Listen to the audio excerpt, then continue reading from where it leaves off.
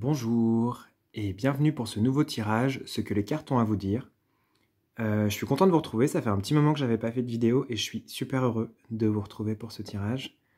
J'aime beaucoup le format ce que les cartes ont à vous dire, donc il y a des chances que je en fasse plusieurs de ce type-là. Parce que ce sont ceux qui me permettent le plus, disons, de m'accorder à mon intuition et à ce que je ressens dans l'instant et par rapport aux cartes. Donc voilà, c'est ce qui me plaît. N'hésitez pas à me dire ce que vous en pensez dans les commentaires. Et si jamais vous avez une envie particulière, n'hésitez pas à m'en parler également parce que je peux éventuellement écrire un tirage par rapport aux demandes que vous avez. Voilà. Pour aujourd'hui, nous avons 3 groupes. Pour le groupe numéro 1, nous avons le Triumfi della Luna, qui est quand même un de mes tarots chouchous du moment, je dois le dire, si ce n'est mon tarot chouchou d'amour. Mais je ne veux pas vous influencer. Les autres sont super top aussi, évidemment.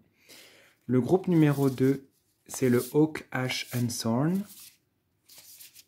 qui est quand même hyper beau aussi. Très enfantin, très joyeux.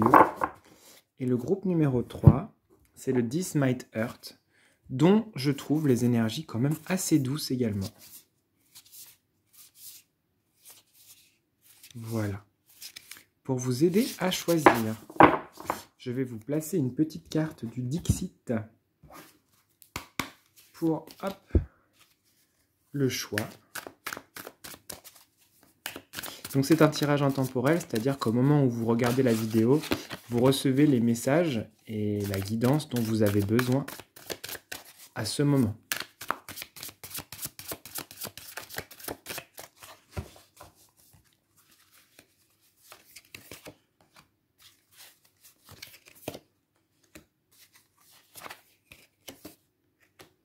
Alors, pour le groupe numéro 1, nous avons 7 cartes. Pour le groupe numéro 2, 7 cartes. Et pour le groupe numéro 3, 7 cartes. Et nous allons commencer par le groupe numéro 1. Donc, hop, je vous la pose ici. Nous allons regarder ensemble ce que les cartes ont à vous dire au moment où vous regardez ce tirage. Groupe numéro 1. Et on va également prendre une carte du Symbolon pour venir compléter ce dont il est question aujourd'hui.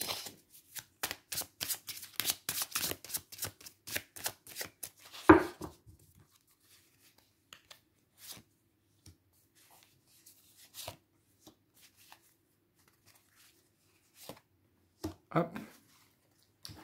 Avec la carte du Symbolon.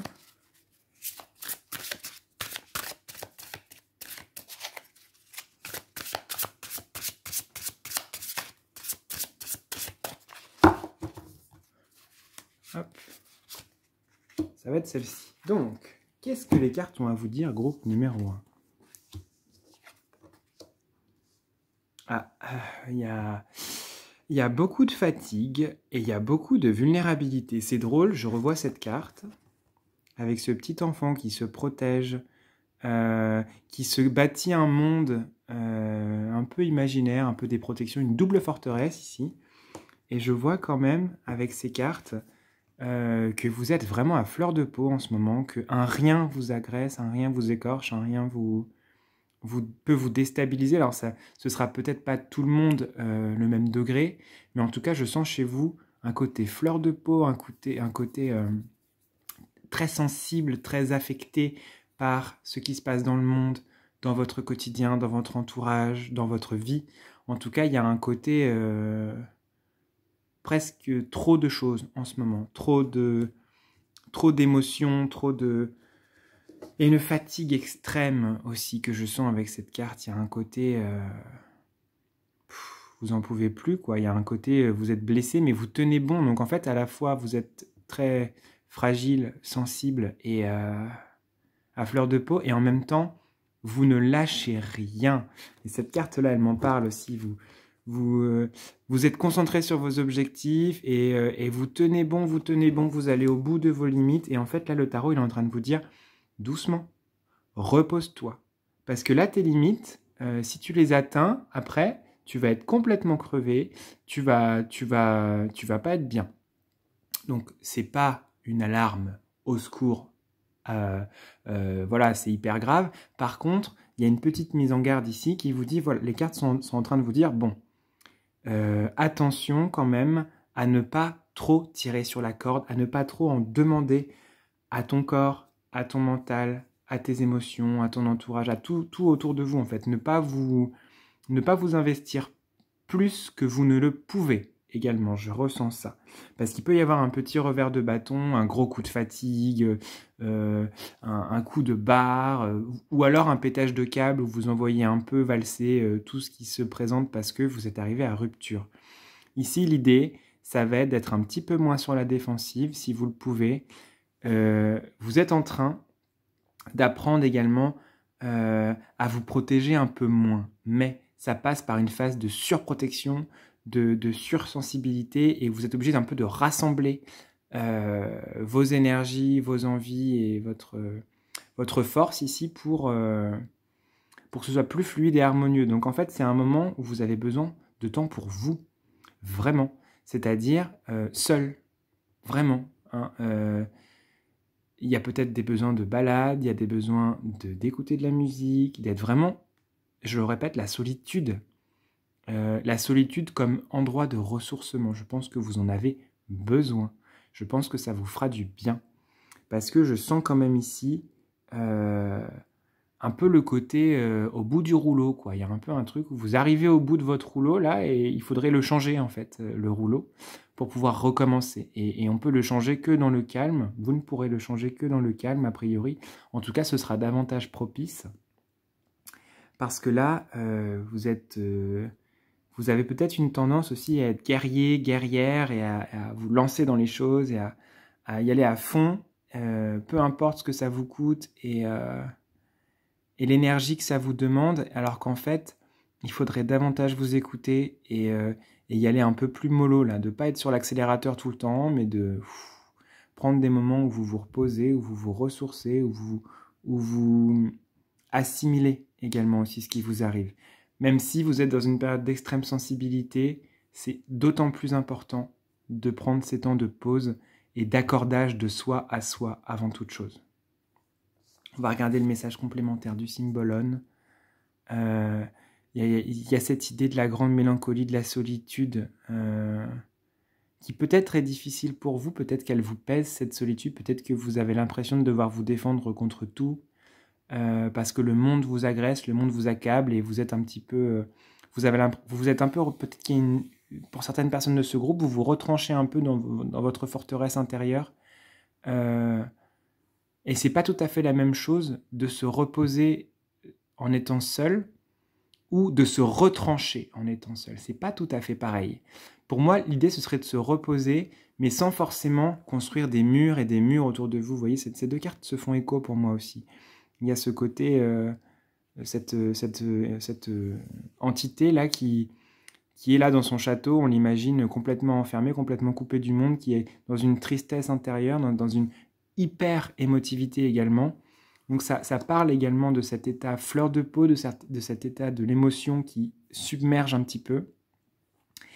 Et en même temps, il faudrait se reposer sans se couper totalement des autres ou du monde. C'est-à-dire de ne pas passer de « je suis tout le temps avec les autres et le monde » et « je coupe tout, je ferme tout et je peux plus ». En fait, que ce soit des choix, que vous puissiez choisir de vous poser, mais en même temps, si vous le choisissez, vous pouvez aussi être dans le monde. C'est un équilibre à trouver, je pense, pour vous, entre le donner et le recevoir, entre les autres et vous. L'attention que vous apportez, l'attention que vous apportez aux autres. Il y a un équilibre à faire en vous, et en tout cas, ne puisez pas autant dans vos forces et dans vos réserves, parce que vous allez vous retrouver à sec, et ça risque d'être encore plus fatigant pour vous, et plus compliqué, parce que c'est une période qui, je pense, n'est pas simple. Il y a peut-être une tristesse qui se libère en ce moment, une nostalgie, une mélancolie. Laissez faire autant que possible. Cet état ne va pas durer. Hein, vous êtes en train d'enlever les épines là, dans votre pied, dans votre cœur, dans votre être. Donc en fait, c'est assez douloureux sur le moment, mais gardez le cap.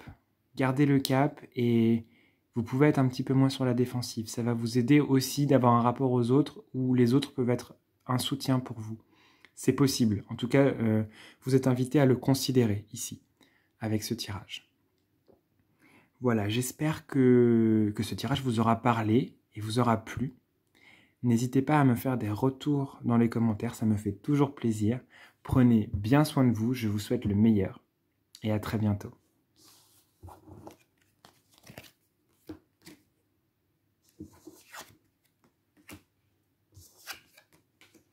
Nous allons passer au groupe numéro 2 qui avait choisi cette carte.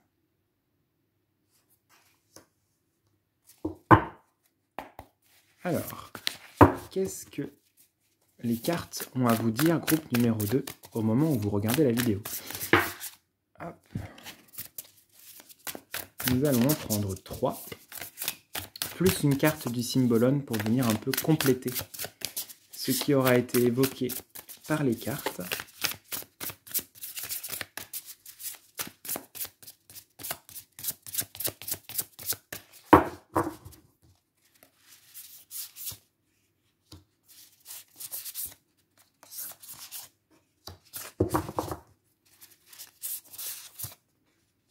Ok. Et pour finir, la carte du Symbolone.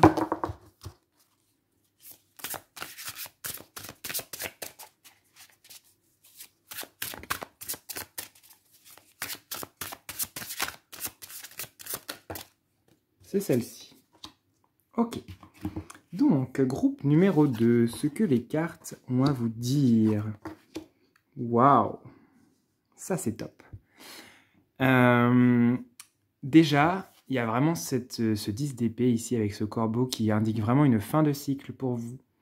Une libération du passé. Je revois cette carte ici, qui pour moi est une carte qui est très liée à l'héritage karmique, transgénérationnel, le passé, les souvenirs, mais aussi les freins parfois qu'il peut contenir.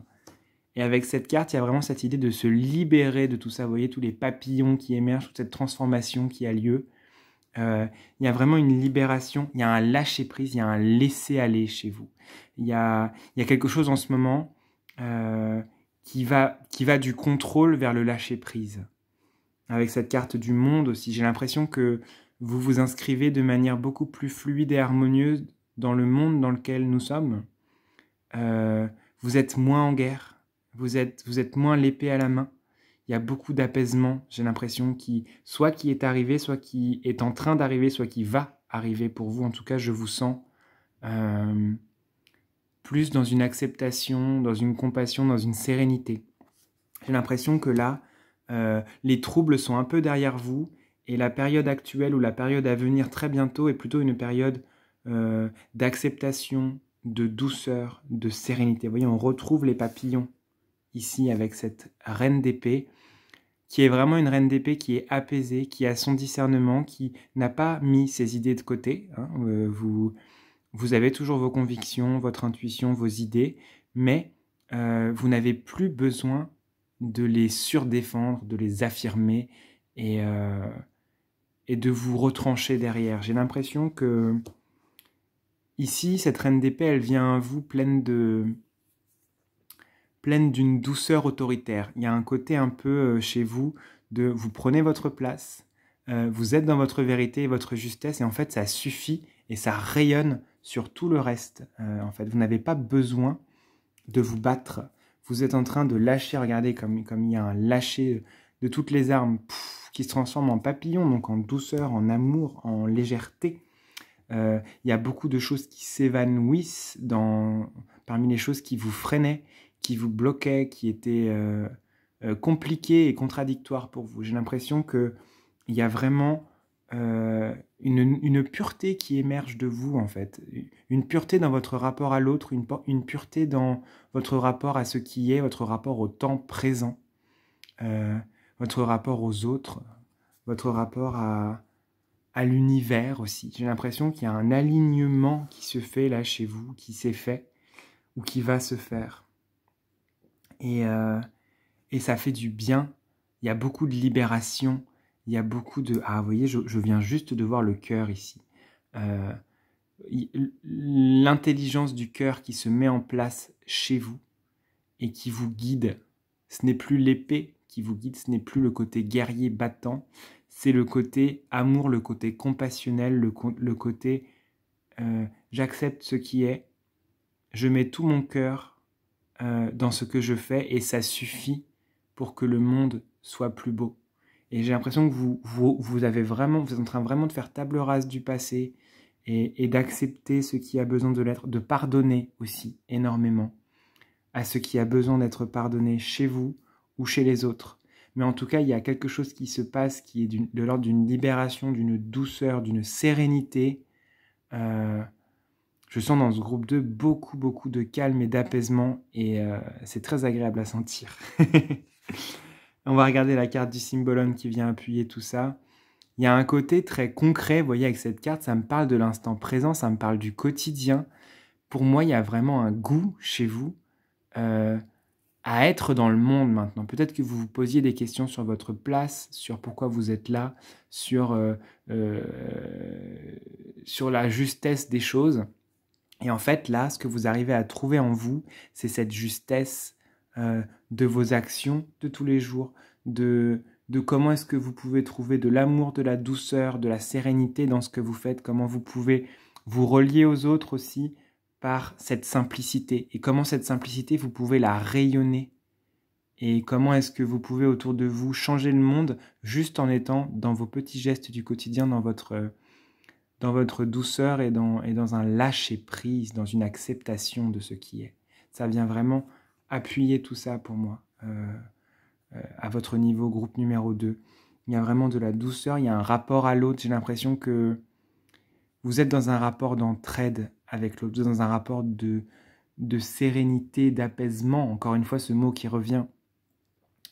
Vous êtes des médiateurs aussi et des médiatrices, j'ai l'impression. Puisque vous avez transmuté beaucoup de choses, puisque vous avez enlevé des voiles et des capes d'ombre, là vous êtes apte aussi, à partir de maintenant, vous commencez à être apte, ou alors vous l'êtes depuis quelque temps, à partager cette paix et cette douceur autour de vous, juste en étant vous-même en fait, et à comprendre les autres et à leur apporter un soutien et du réconfort.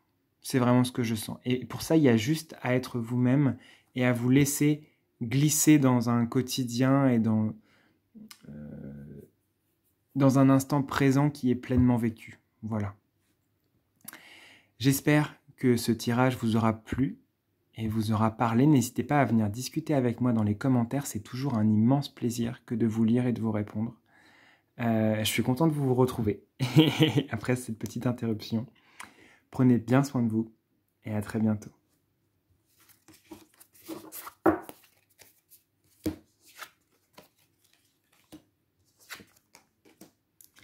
Nous allons finir avec le groupe numéro 3 qui avait choisi cette carte. Hop. Donc nous allons prendre 3 cartes du 10 Might Earth Tarot qui vont être les messages pour vous, la guidance pour vous au moment où vous regardez la vidéo. Et on va également prendre une carte du Symbolone pour venir ajouter, compléter à cette réponse, à ces messages qui auront été transmis.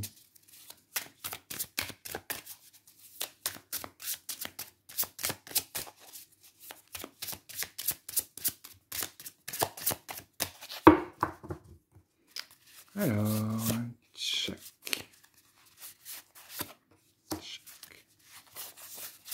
Et tchac. Ok. Et une carte, évidemment, du Symbolone.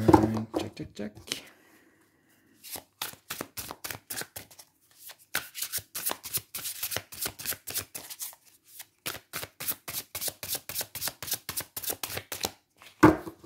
Encore un petit peu. Ok. Super. Donc, groupe numéro 3, ce que les cartes ont à vous dire. Oh là là, il y a des fins de cycle ici. J'espère que vous voyez bien. Il fait de plus en plus sombre en fait, donc c'est un peu plus... Bon, J'espère que vous voyez bien. Je sens ici des fins de cycle et tout principalement des fins de cycle karmiques. J'ai l'impression que vous avez arrêté de porter le poids de vos ancêtres. Vraiment. Et je revois cette carte avec cette dame-là qui est sûrement une ancêtre, hein, mais en même temps qui a elle-même des ancêtres. C'est comme si la lignée familiale s'envolait, se libérait, et vous faites au revoir à tout ça, vous lâchez, vous avez arrêté de porter ce qui était un fardeau qui ne vous appartenait pas. J'ai l'impression qu'il y a beaucoup de choses que vous ne portez plus. Pour moi, le 10 de denier, c'est très souvent une carte qui parle de karma familial et de lignée, de karma de lignée, de choses qu'on porte de nos ancêtres, etc. J'ai l'impression que ça, vous avez arrêté de porter les valises des autres. C'est un peu ce que je ressens ici. Vous avez allégé et vous avez arrêté de vouloir faire le héros ou l'héroïne. Et vous avez accepté en fait le cycle des choses et vous avez accepté que votre chemin est votre chemin à vous et que vous n'avez pas que les autres n'ont pas à s'accomplir à travers vous. C'est un peu ce que je sens. Que ce soit conscient ou non pour vous, j'ai l'impression que vous avez lâché certaines choses. Pour moi, la roue de fortune, c'est pareil, ça parle de cycle, ça parle de jugement aussi. Je pense que vous avez arrêté de vous mettre la pression par rapport à ce que les autres pensent de vous, comment les autres vous voient et ce que les autres auraient à dire sur votre manière d'être, votre travail et votre accomplissement dans cette vie. J'ai l'impression que plus ça va et plus vous arrivez à faire les choses pour vous et non plus pour les autres. Plus vous arrivez à vous affirmer, plus vous arrivez à franchir les portes de vous-même, c'est un peu ce que j'aurais envie de dire ici.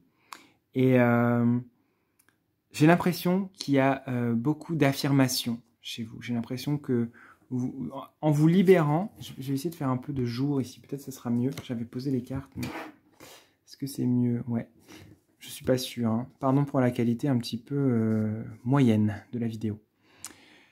J'ai l'impression que chez vous, il y a des libérations qui se font, qui font que vous vous autorisez de plus en plus à être vous-même, à vivre votre vie et à la vivre pour vous vraiment en fait, en étant dans votre vérité, dans votre justesse et en l'affirmant ça, sans que ce soit le poing sur la table comme je viens de le faire, mais en tout cas en étant intransigeante et intransigeant sur ok, mais moi ça c'est moi, ça j'y tiens, ça fait partie de moi.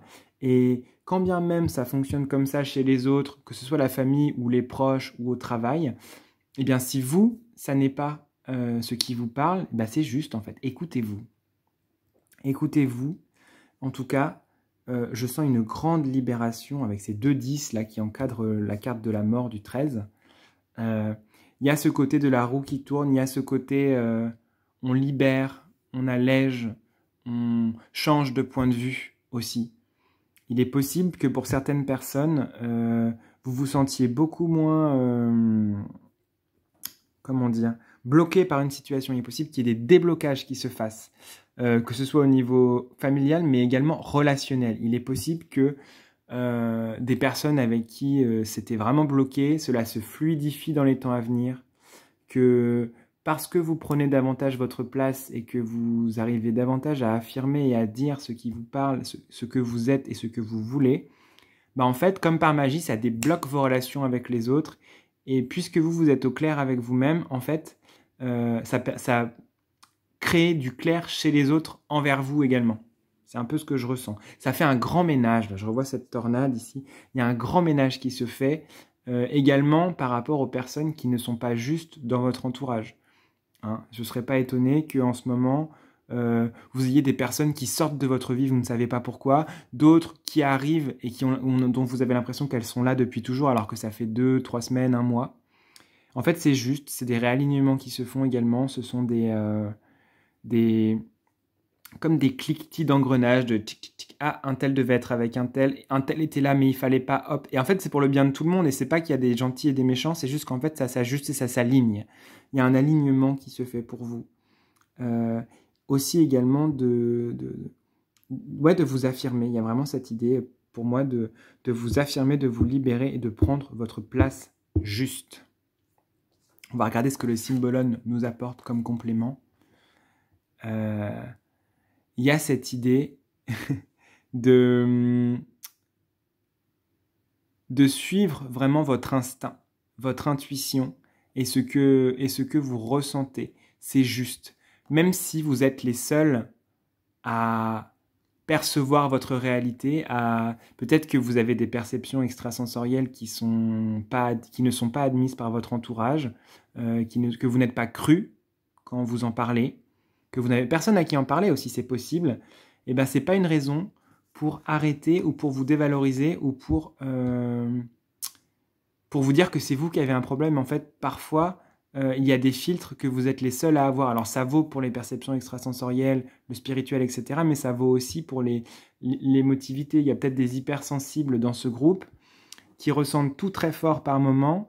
Et en fait, on vous dit oui, vous êtes pleurnichard, pleurnicharde, arrête de faire ton gamin ou ta gamine, là c'est bon, ça va. Et en fait, bah non, c'est juste que vos ressentis, ils sont très forts en fait, et c'est comme ça.